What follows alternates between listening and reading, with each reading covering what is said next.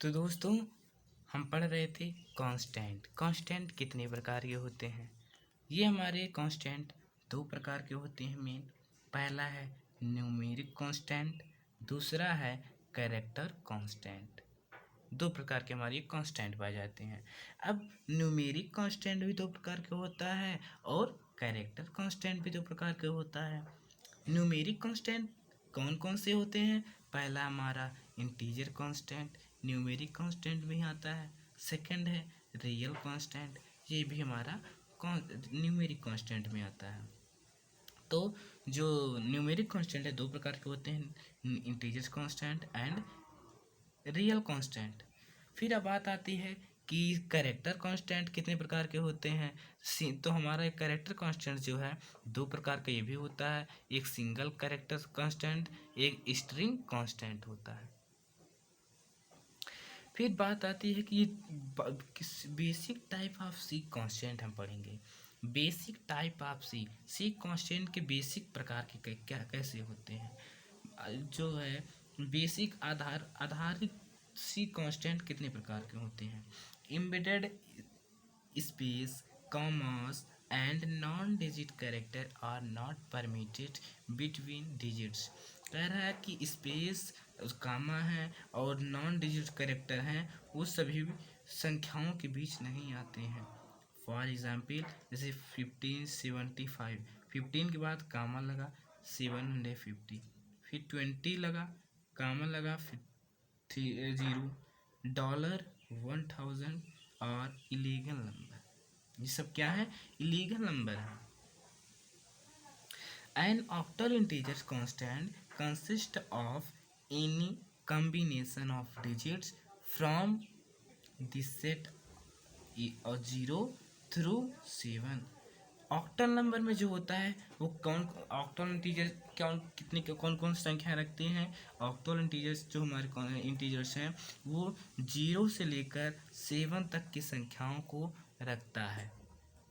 वो 0 से लेकर 7 तक संख्याओं को रखता है। ऑक्टल इंटीजर्स की सम एग्जाम्पल कुछ देखते हैं कि ऑक्टल इंटीजर्स के कुछ एग्जाम्पल कौन कौन से हैं। जैसे 0, 3, 7, ये भी हमारे 0 और 7 के साथ बराबर या 0 या 7 के बीच की संख्याएं हैं। 0 भी हमारा 0 7 के बीच की संख्याएं हैं। 0, 4, 3, 5, 0, 5, 5, 5, 1, ये हमारा क्या है? ये हमारा ऑक्टल इंटीजर्स है। A sequence of digit preceded by OX or OX in considered as hexadecimal। कह रहा है कि जो हमारा एक sequence digit of preceded by hexadecimal integer, ये कह रहा है कि हेक्साडेसिमल जो इंटीजर्स होता है वो 0 से लेकर 16 तक, 0 से लेकर 16 तक पहले आपका जी मतलब 0 से लेकर 9 तक संख्याओं को और ए से लेकर ई तक इस संख्या उसमें टोटल 16 डिजिट पाए जाते हैं, जिसमें 0 to 19 होता है, 0 to 9 होता है और 0 ए से लेकर ए बी सी डी ई तक। इसका मतलब टोटल उसमें एफ तक आता है, 15 डिजिट पाए जाते हैं। तो चलिए गिनते हैं कौन कौन से हैं। हेक्साडेसिमल में 16 डिजिट पाए जाते हैं। कौन कौन से? A B C D E F, 6 alphabetical आते हैं और 0 से 9 तक 0, 1, 2, 3, 4, 5, 6, 7, 8, 9, टोटल उसमें 16 डिजिट पाए जाते हैं। तो represent the number 10 through 15 following are the example of valid hexa integers। 0x2 ये भी हमारे एक हेक्साडेसिमल है।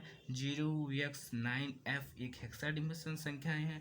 0xbcd भी एक क्या है? हेक्साडेसिमल। 0x भी क्या है? हेक्साडेसिमल है। We are not really use octal and hexadecimal. हम ऑक्टल और हेक्साडेसिमल का उपयोग बहुत रेयर केस में ही करते हैं। हम हमेशा कौन सी संख्याओं का? डेसिमल संख्याओं का उपयोग करते हैं। हेक्साडेसिमल तथा ऑक्टल इंटीजर्स इन सब संख्याओं को बहुत रेयर केस में उसको उपयोग करते हैं। इट इज़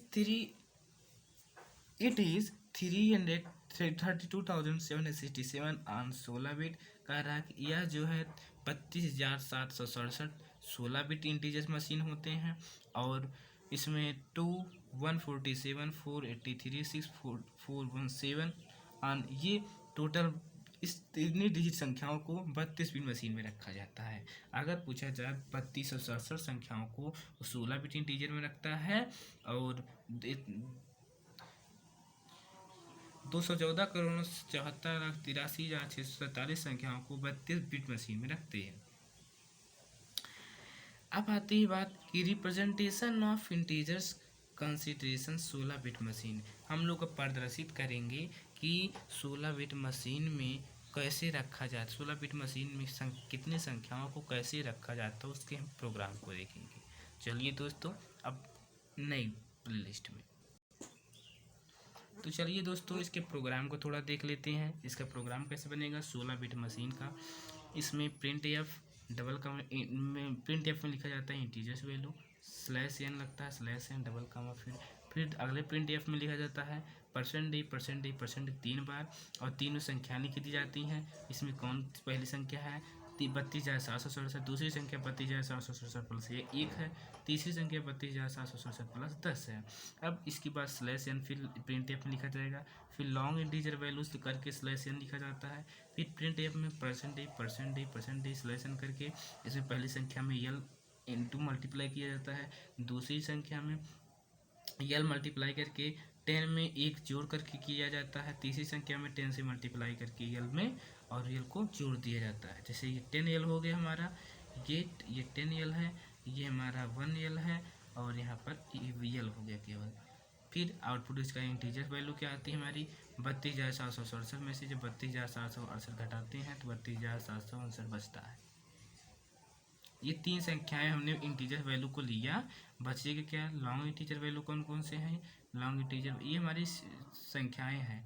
जब हमने एक पहली संख्या 3267 लिया, उसमें से हमने +1 ऐड किया था 3268 हो गया। यहाँ पर ये कोई माइनस का सिंबल नहीं है, बल्कि इसमें अब क्या किया गया 32,700 हमारा 68 था, उसमें हमने 10 को क्या कर दिया माइनस कर दिया, तो आया हमारे 32,759, 11 को माइनस कर। लॉन्ग इंटीजर वैल्यू क्या है 32,767, 32,768 और 32,777। तो चलिए दोस्तों, बस आज का दिन इतने ही, फिर अगले टॉपिक चलते हैं। थैंक यू, धन्यवाद।